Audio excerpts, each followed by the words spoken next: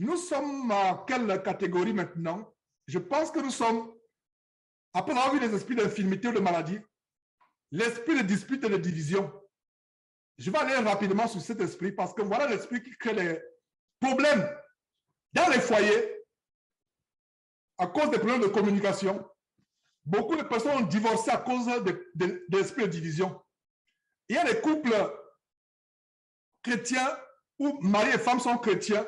Les deux ont discerné cet esprit et ils ont prié et ça a été l'origine de la guérison conjugale, la guérison du mariage. Beaucoup de mariages sont détruits à cause de l'esprit de division. Beaucoup d'églises de maison se ferment. Comme il y a un frère, je ne sais pas si le frère Emmanuel d'Allemagne est là, qui m'a fait un témoignage qui m'a brisé le cœur. Après de longs mois, on ne s'est pas parlé. Quand on parle il y a quelques jours, c'est pour me dire que frère, après la première réunion avec les frères d'Allemagne, on a essayé de se retrouver. Ça s'est disloqué, chacun a pris sa route. C'est l'esprit. L'esprit de division et de dispute. Commençons donc par voir comment cet esprit détruit les couples. Ça commence à détruire la communication. Et il y a eu des séminaires qu'on a fait sur le mariage avec les frères et sœurs mariés. J'ai évoqué cela, c'est pour ça que je ne vais pas revenir en profondeur. Il y a, dans la communication, tu commences à... il y a l'incompréhension, la mésentente.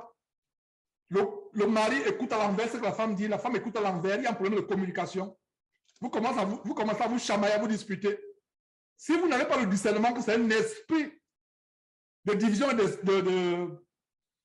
de dispute, votre mariage sera détruit. Il y a des frères et sœurs chrétiens pourtant, mari et femme chrétiens, parce que c'est encore une autre situation quand le mari peut être chrétien, la femme n'est pas chrétienne, ou la femme est chrétienne, le mari n'est pas chrétien. On comprend encore, parce que Satan va plus travailler du côté de celui ou celle qui n'est pas chrétien ou chrétienne.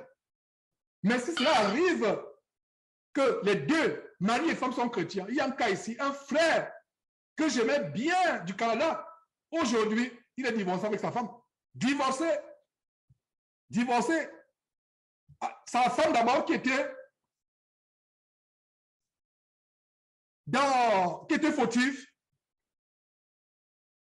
étant aveuglé, il voulait amener la femme à la raison. Il a supporté la femme pendant des années. La femme avait perdu le bon sens. La femme était attaquée par ces esprits de dispute et de rébellion, de querelle, de division, et est attaquée. Le frère était patient. Il était patient en disant que sa femme va changer. C'est quand la femme change que c'est lui maintenant qui est gagné par l'esprit du dispute. Incroyable. Cette histoire jusqu'à aujourd'hui me fend le cœur. Pourtant, c'est la femme qui était égarée, tourmentée par ces esprits. Lui était patient, il priait pour la femme.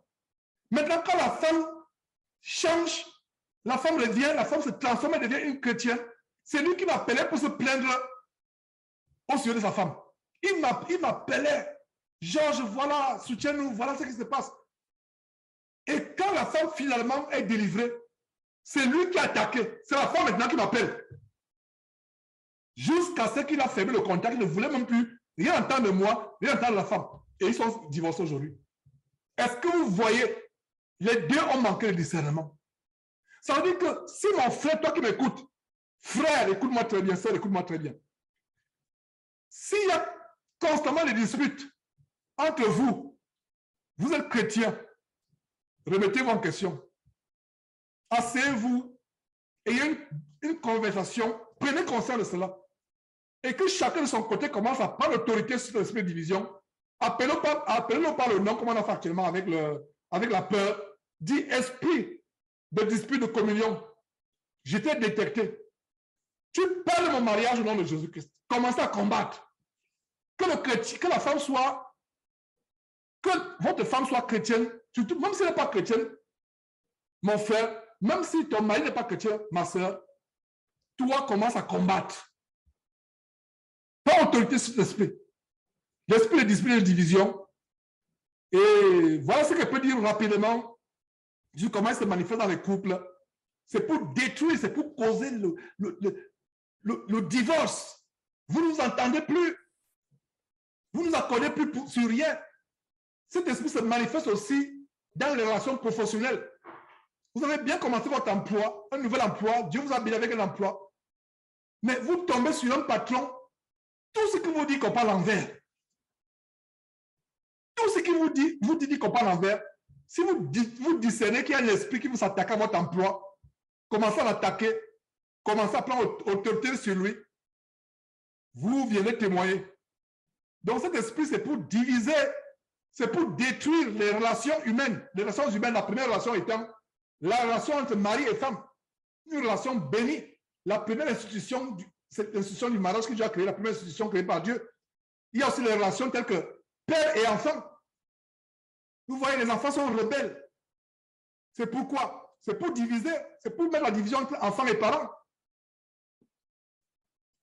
Sur le domaine de l'emploi, vous travaillez, votre patron, vous étiez bien. Vous avez travaillé 1 an, 2 ans, 3 ans. Tout est bien. Mais subitement, vous comprenez. Dès que tu lui parles, c'est comme s'il a vu la mort. Dès que tu lui parles, c'est comme... Mais il est... Mon frère, ma soeur, si tu discernes qu'il y a un problème, c'est l'esprit de division. Attaque-le, prie, attaque-le. Tu vas voir. Je vous donne mon propre témoignage. je vous donne mon propre témoignage. Attaque-le. Commence à attaquer. Tu as la force en Jésus-Christ. Chasse cet esprit. N'oubliez pas l'image du chien du voisin. Le chien du voisin te menace. Écoute comment le voisin l'appelle. Et en passant, je vous donne ce que nous avons mis en pratique. Nous-mêmes. Voilà. Un berger allemand, tellement agressif, au quartier, mais mes enfants et moi, et confort, il vient de la barrière, on joue avec lui. On a su le secret. Un très bon chien. Mais là-bas, on joue avec lui. Jusqu'au jour où la femme, un jour, elle était surprise qu'on joue avec le chien. Et donc, c'était l'occasion pour moi de... C'est là où on a fait connaissance pour la première fois. Pourtant, on vivait... On a fait connaissance.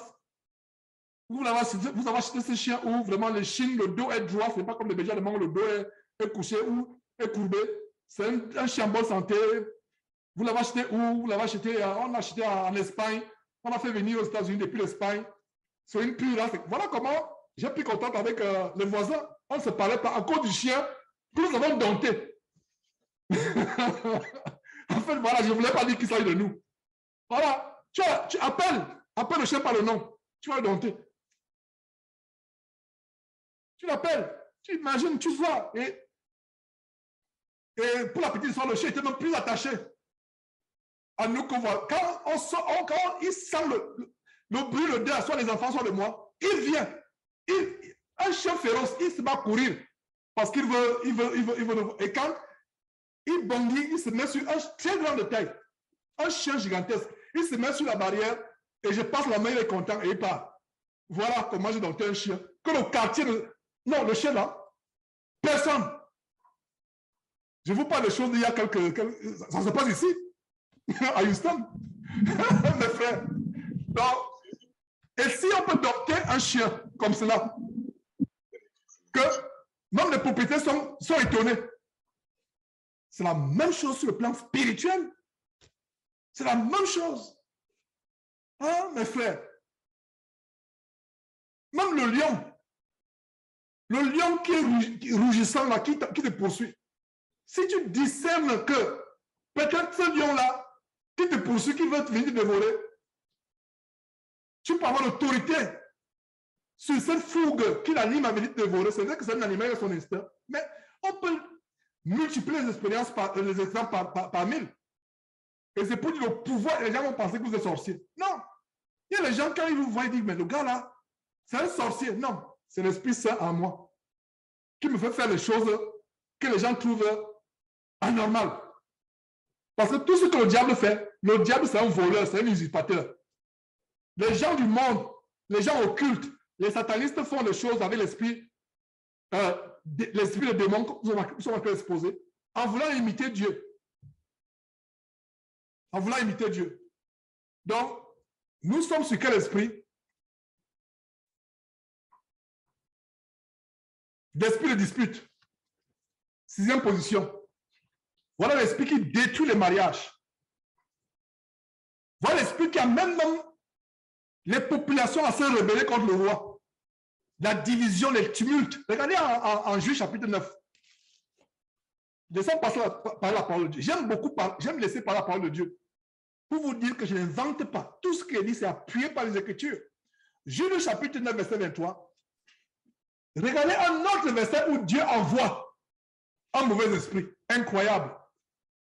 Combien de versets nous avons vu depuis comment Dieu lui-même donne des commissions, envoie le mauvais esprit pour punir, pour accomplir ses desseins. Donc, Juge chapitre 9, verset 23. Alors, Dieu envoya un mauvais esprit entre Abimelech et les habitants de Sichem. Et les habitants de Sichem furent infidèles à Abimelech. Voilà comment nous avons une révélation, comme même sur le plan politique. Comme il y a quelques années, des Burkinabés qui sont paisibles. Ça va. Ce verset me fait penser aux Burkinabés, aux frères du Burkina Faso, pas seulement aux frères, à la population du Burkina Faso. Ils sont paisibles. Ça me fait penser aussi à qui? À Justin Trudeau et aux Canadiens. Vous allez comprendre qu'il n'y a rien. Tout sur cette terre a une origine spirituelle. L'histoire d'Abimelech nous montre quoi? Lisons l'histoire d'Abimelech. Juge chapitre 9, verset 23. Alors, Dieu envoya un mauvais esprit. C'est Dieu qui envoie, il donne l'ordre à un mauvais esprit. Entre Abimelech et les habitants de Sichem ou Sichem. Et les habitants de Sichem ou Sichem furent infidèles à Abimelech. Je parlais des Burkinabés. Tout Burkinabé, même les frères avec qui je suis en contact, pour nous qui sommes originaires d'Afrique, quelle est la caractéristique des Burkinabés? Un peuple paisible. Un peuple tellement paisible. Quelle est la caractéristique des Canadiens à travers le monde, ni aux États-Unis? Vous, Canadiens, l'idée qu'on a de vous, c'est que vous êtes tellement paisible. Vous n'êtes pas comme les Américains. Mais qu'est-ce qui s'est passé? Les Canadiens, pour la première fois de l'histoire, pendant les semaines, sont descendus dans la rue pour s'opposer à la dictature du venin du dragon. Vous pensez que c'est par hasard? Voilà la révélation dans Juge chapitre 9. Il y a quelques années, des millions de Burkinabés sont descendus dans la rue et ils ont fait fuir un dictateur. Vous pensez que c'est par hasard? Voilà la révélation. Voilà la révélation. Cet esprit ne se manifeste pas seulement dans le domaine familial, mari et femme, enfants et parents. Ça ne se manifeste pas seulement dans le domaine des emplois. Ça ne se manifeste pas seulement dans le domaine des frères en Christ qui se divisent dans l'Église.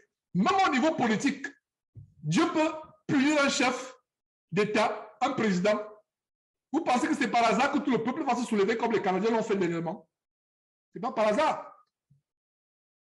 Donc l'esprit de dispute, il y a un esprit de dispute. Et Romain en parle même d'ailleurs. Et Romain en parle dans le cas des églises. L'esprit de division, l'esprit de parti. Et les Corinthiens avaient cet esprit. Moi, sur le Paul. Moi, sur l'Apollos. Nous allons continuer. C'est un séminaire de discernement collectif. N'oubliez pas ce que Proverbe nous a dit au début de cet enseignement. Stupide! Apprenez le discernement. Apprenez le discernement, c'est ce que nous sommes en train de faire. Après cette introduction de près d'une heure de temps, on a commencé à entrer en profondeur dans les différentes catégories d'esprits impurs qui sont énumérées dans la parole de Dieu. Je les ai catégorisés en 18 sections, 18 catégories. Donc, nous allons poursuivre. Là où nous étions, on a fait une pause, le temps de souffler, avec l'esprit de division. Mais je suis en train de dire que les esprits de division font ravage dans les couples, dans les familles, amener les couples à divorcer, y compris les couples chrétiens, amener les parents et les enfants à ne plus s'entendre, amener les gens à perdre leur boulot, à mettre la dispute entre employeur et travailleur-employé. Et c'est même un esprit qui se manifeste même au niveau politique, comme on a vu avec Dieu en Juge chapitre 9, verset 23, qui a envoyé un mauvais esprit pour que les habitants de Sichem ou Sichem soient rebelles à Abimelech, infidèles.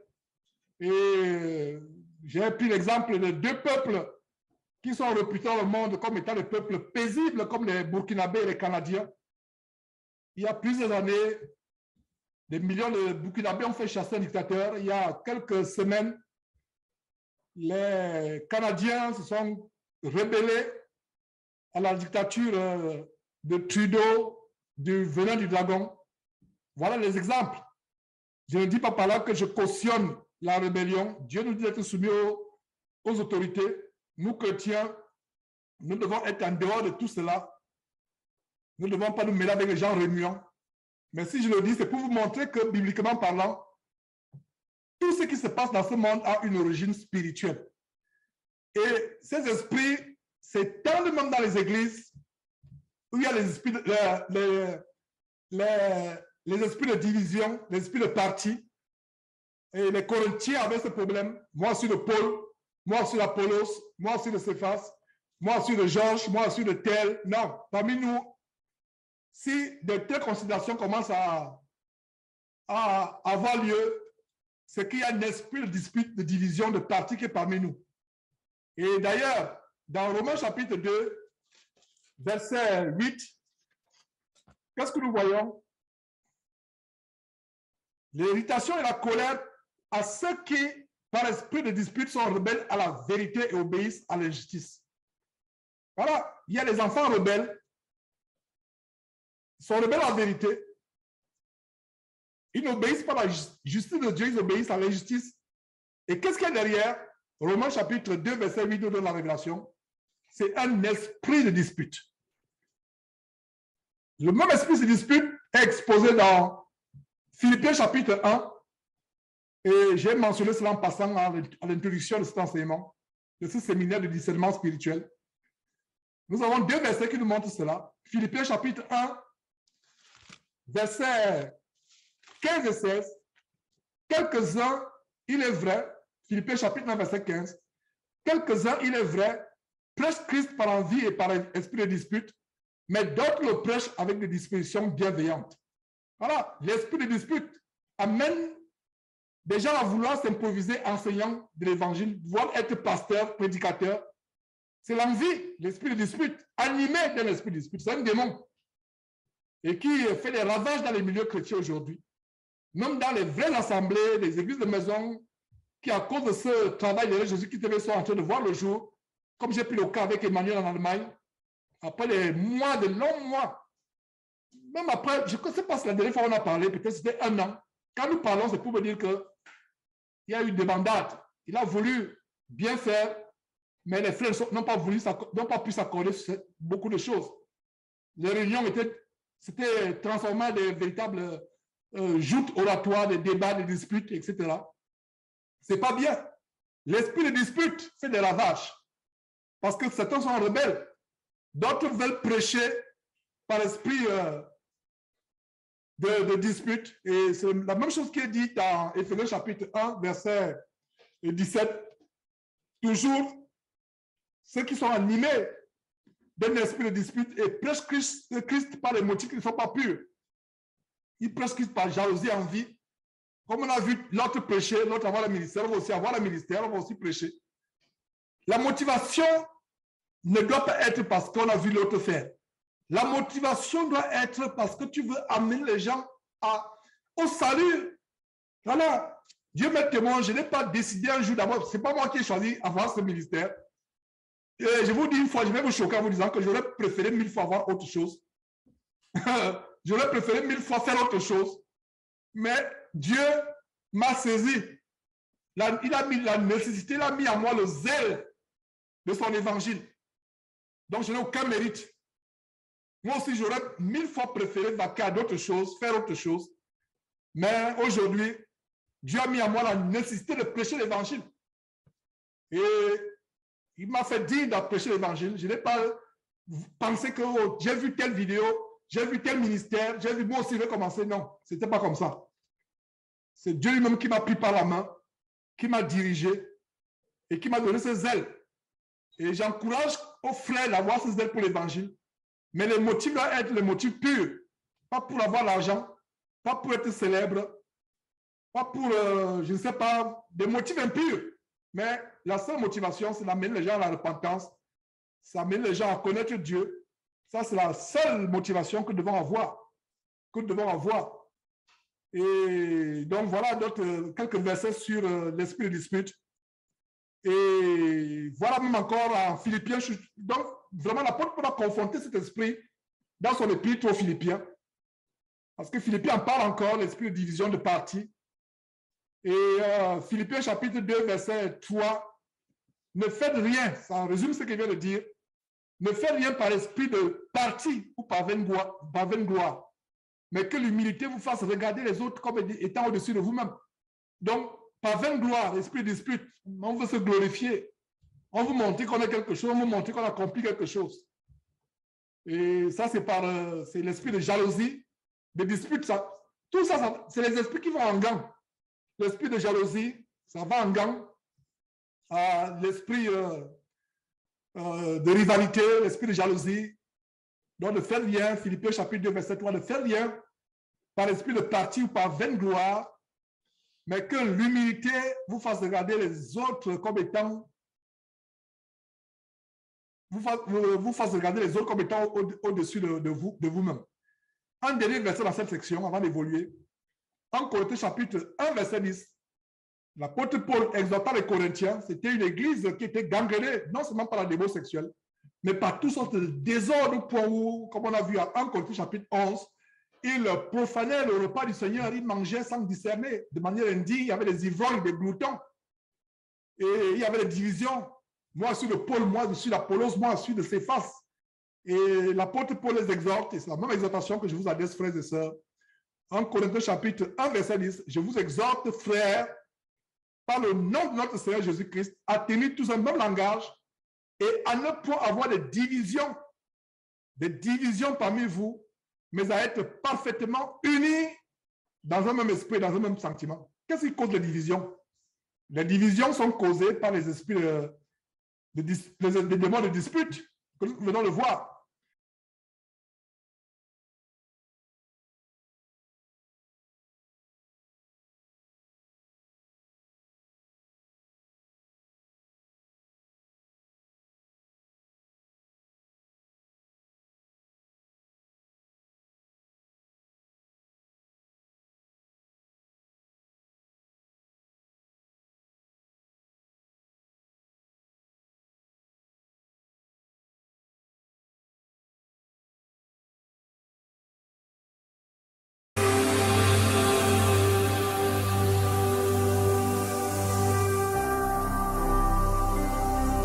Jésus-Christ TV,